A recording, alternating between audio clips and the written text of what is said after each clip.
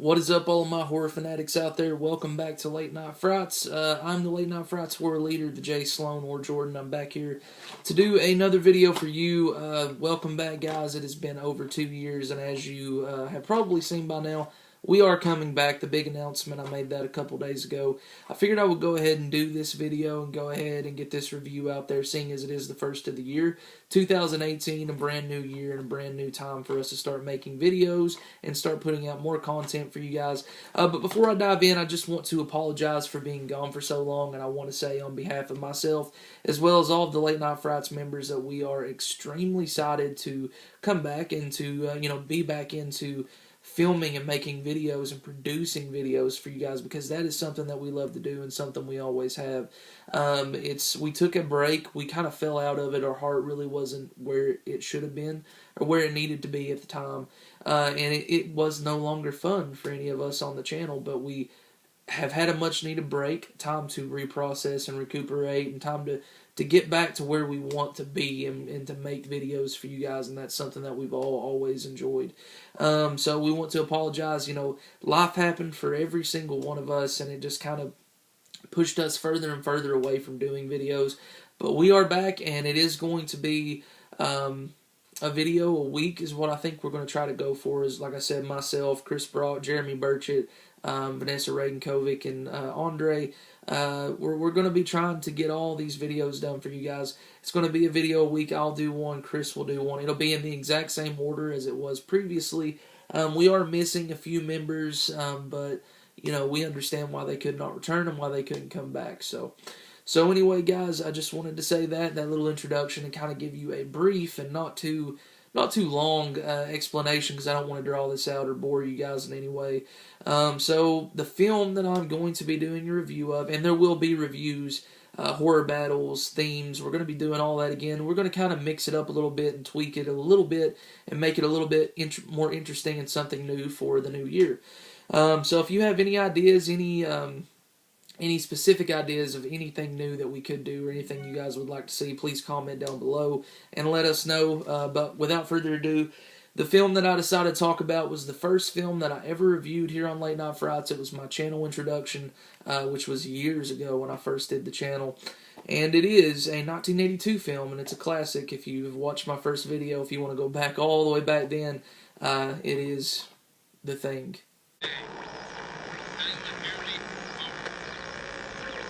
Station 31. You read me? Found something in the ice. We need some help down here. Can anybody hear me? We found something. We found something. We found something.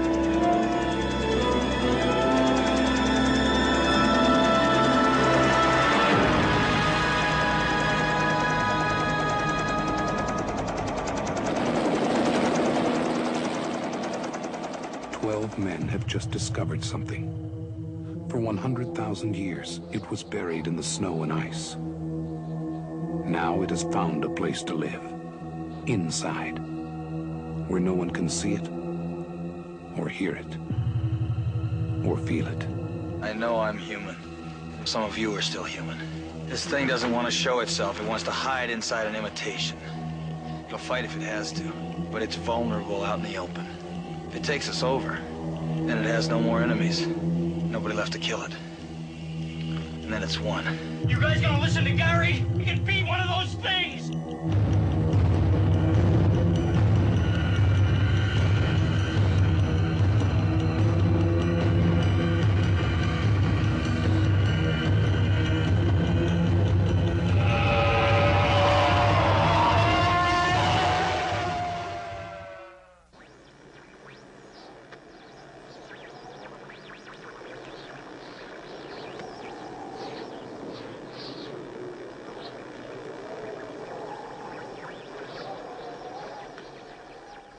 Okay, guys, so like I said, the 1982 classic, John Carpenter's The Thing. Everyone here on Late Night Frights knows it, loves it. We have talked about it in individual reviews, themes, battles. So for that reason alone, I'm not going to go over the plot too much. I'm going to, give a brief synopsis of the film itself, and then kind of go over my love and admiration for, the acting, the directing, all the way down to the special effects, the score, everything involved with the film, and kind of give a retrospective look at my opinion back on the first review of Late Night Frights, and then to the new beginning of 2018 for Late Night Frights. So, The Thing, 1982, starring the always great Kurt Russell, Keith David, Wilford Brimley. It's also got Richard Masur in there, who is a great actor. I love Richard Masur as well. He's been in lots of great things, like the miniseries of It. He's been in License to Drive. He was in a film called Far From Home. He's been in a lot of things as starring in major roles as well as side roles as well.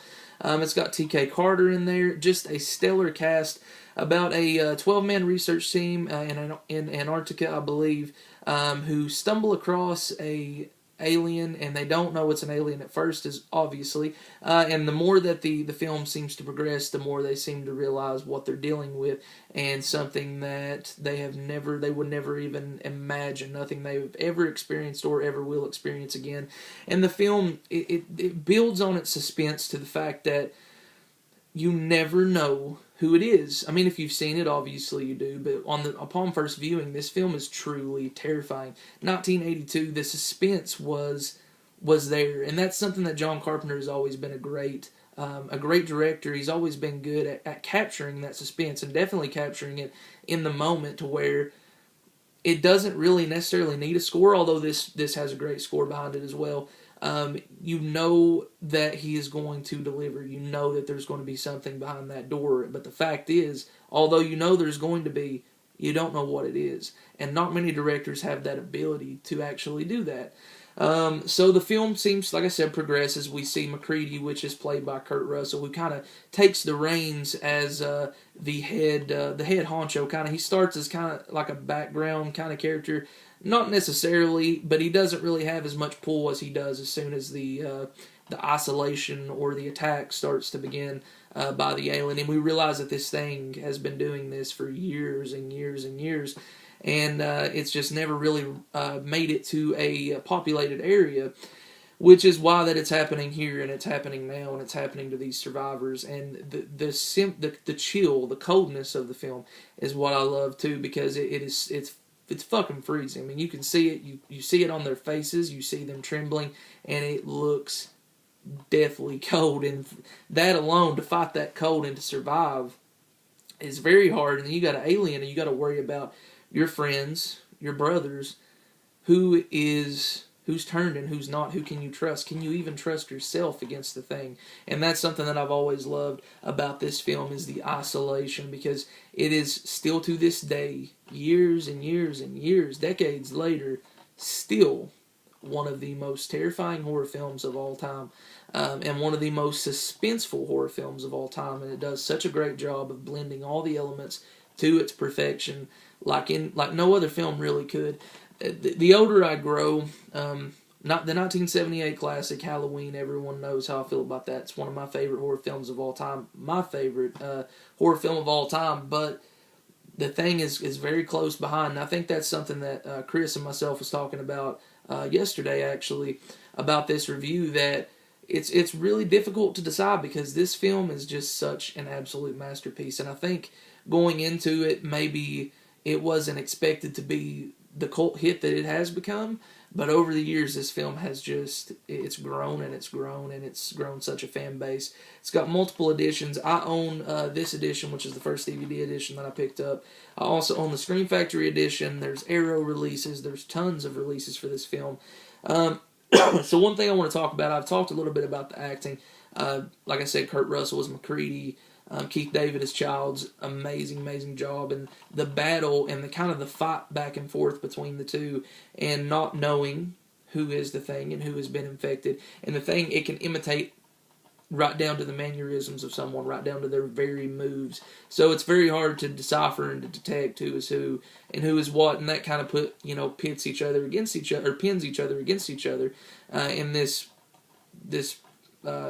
apocalyptic. It's not really apocalyptic, but it feels that way. It feels very isolated, very deserted, and that's what I loved about a lot of the acting, and everyone really played their role to the fullest, I think. Talking about some of the scenes here, I want to talk about some of the most terrifying scenes ever.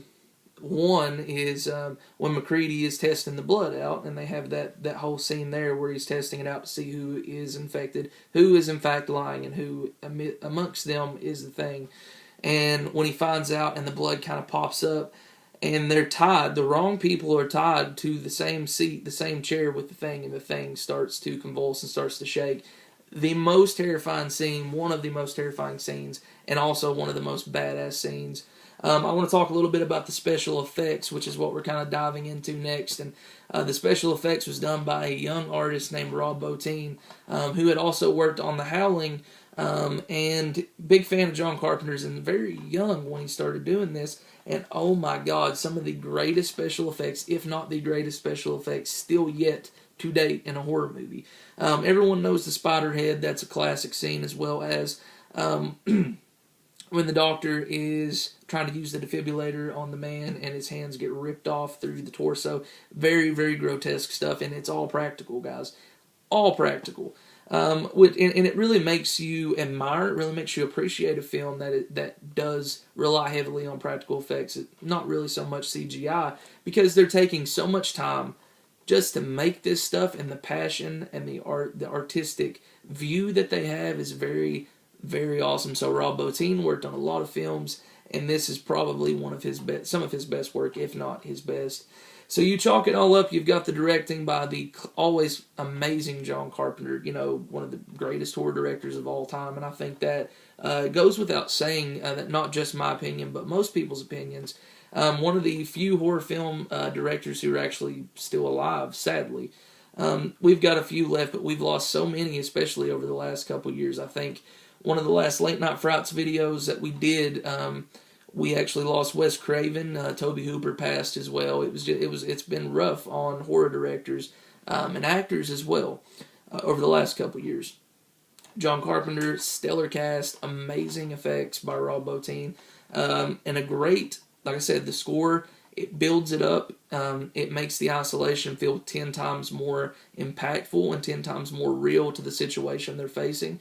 The score is amazing. The setting is awesome. Like I said, the cold chill, like I've already explained, I won't go too much into it, but the coldness of the film, it's amazing. I wouldn't want to be there. Even without the fucking alien, I would not want to be in Antarctica being froze to death in this weather, but they've grown accustomed to it and kind of used to it and surviving on their own terms and measures with the cold. Everything about this film, guys, I've always loved.